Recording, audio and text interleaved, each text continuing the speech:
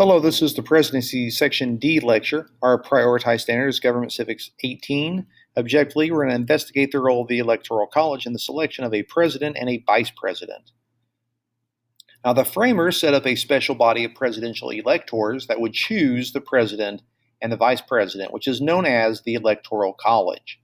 The meeting of the Electoral College is actually on the first Monday after the second Wednesday in December after the presidential election. Now, those electoral votes are cast in their own states, and then they're actually opened and counted before a joint session of Congress. Now, while the 12th Amendment fixed the major problem with the Electoral College, much of it has remained unchanged from the original provisions of the Constitution. So again, we're talking about the original provisions of the Constitution. Each state has as many electors as it has members in Congress. So an elector for each House representative, plus for both of your senators. Due to this, less populated states have slightly more representation than they have based purely on the populations of their states. Now, states, through their state legislatures, may select its electors in any way they want. There are actually no regulations based upon the provisions of the Constitution, so it is up to the state legislatures. Now, just having the most electoral votes is actually not enough to win the presidency, as a candidate must also have a majority of all electoral votes. So, for instance, when we look at the election of 1824, we notice that we had John Quincy Adams and Andrew Jackson were the primary two. Andrew Jackson actually had the most electoral votes. He also had the most popular votes, but then since he didn't have a majority, it actually went to the House of Representatives, and in the House of Representatives, they actually chose John Quincy Adams instead of Andrew Jackson. Now, if the Electoral College fails to choose a president and a vice president, then the decision is actually left to Congress. The House, voting by states, chooses a president among the top three candidates that actually received electoral votes. So that means it would take at least 26 states to agree to actually be able to choose a president. Now, the Senate, voting individually, chooses a vice president among the top two candidates. Now, the sitting vice president is only going to vote to break a tie, but generally speaking, it takes 51 senators to agree to a vice president. Now, the Founding Fathers' vision for the Electoral College was actually to have an enlightened group of citizens that would freely choose the best qualified person to be president. But this vision would be permanently damaged in part due to the rise of political parties. Now, under the original provisions of the Constitution, presidential electors acting independently would cast two ballots for a president. Now, the candidate with a majority of the electoral votes and the most overall electoral votes would actually become the president. So theoretically, you could have multiple candidates for president that had a majority of the electoral votes. So they actually had to have not just a majority, but also the most votes too. Now, the candidate with the second most overall votes would actually become the vice president. So even if they don't earn a majority, it's just whoever had the second most would actually become the vice president. Now, the founders thought that the electors would only periodically be able to actually choose a president and a vice president, and they felt like this responsibility would usually fall to Congress, but it's only fell to Congress twice. Now, the original Electoral College system broke down in the 1800 election, which resulted in a tie between Thomas Jefferson and Aaron Burr. Now, if you're looking at those two faces, you might say, I don't think either one of those is Aaron Burr, and you are correct. So both major parties, which were the Democratic Republicans or Jeffersonian Republicans and the Federalists, had nominated presidential and vice presidential candidates to serve, and also candidates to serve as electors. Now, while Jefferson was intended to be the president and Aaron Burr was intended to be the vice president, each elector casting two votes for president actually left no clear winner.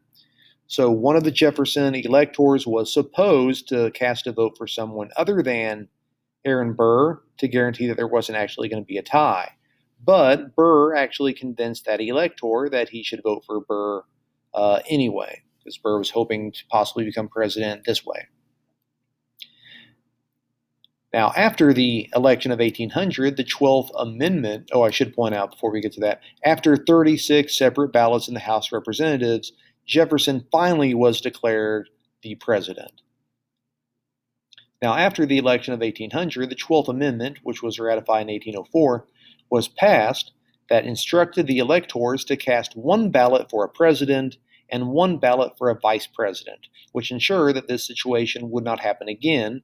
Yet it also virtually ensured that the process for selecting a president and a vice president would permanently be a party-driven process. So no longer this enlightened group, but basically just politics again.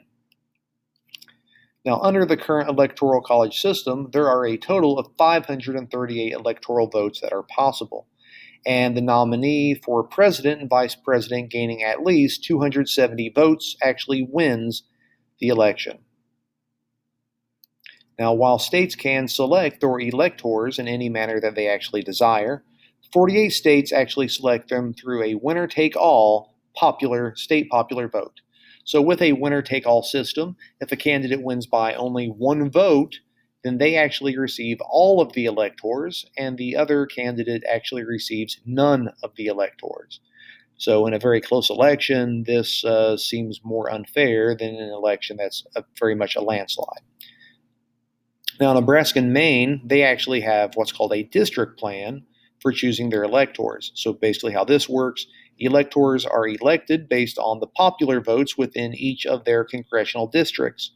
And then the winner of the state's popular vote actually receives 2 extra electoral votes, which corresponds to the seats in the Senate.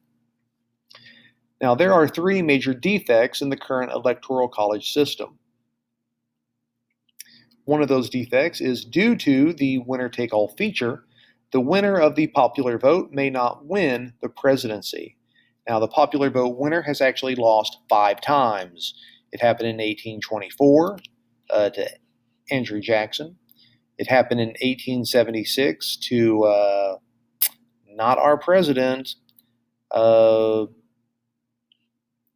happened again in 1888, which was Grover Cleveland. That was Tilden. Apologies if I ruined your life. In 2000, it happened to Al Gore. And also in 2016, it's happened to Hillary Clinton. So it's happened 2 times just since 2000. Another problem with the Electoral College, electors are not actually bound by the Constitution or by any federal law to vote for the candidate or candidates that they were elected to vote for. So in 2016, this is on voting night, what was supposed to happen. There's supposed to be 306 Trump and 232 Clinton, but when the electors actually voted, you actually saw other people get votes that weren't even actually running. So if we notice up here in Washington, all of those were supposed to be for Hillary Clinton, although 3 of them voted for Colin Powell, 1 of them voted for Spotted Eagle. It's like, I'm hoping that's not an actual eagle. I'm hoping it's a person who's just named Spotted Eagle. When you look at Hawaii, on paper, it was supposed to be everybody voted for Hillary Clinton, but you actually had 1 vote for Bernie Sanders. In Texas, it was supposed to all be Donald Trump, but you actually had 1 vote for, I think, Ron Paul, and then you also had another 1 vote for John Kasich. So, again, this has happened on multiple occasions. There's been 11 separate occasions where the electors have actually broken their pledges. It's happened in 1796, 1820, 1948, 1956, 1960, 1968, 1972, 1976, 1988, 2000, and also 2016. Now, there are several state laws requiring electors to vote for the candidate they were actually elected to vote for, but these would likely be considered unconstitutional if the issue ever went to a federal court, because there's nothing in the Constitution that forces them to do that. Now, also in any presidential election, it is possible that the contest will be decided in the House of Representatives, where voting is actually state by state. Now, this has only happened twice. It happened in 1800 and again in 1824.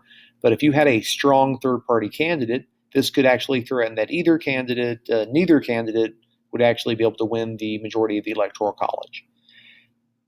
Now, it should be pointed out, many critics of the current Electoral College have advocated for replacing it with a direct popular election, where the president would be the winner of the popular vote.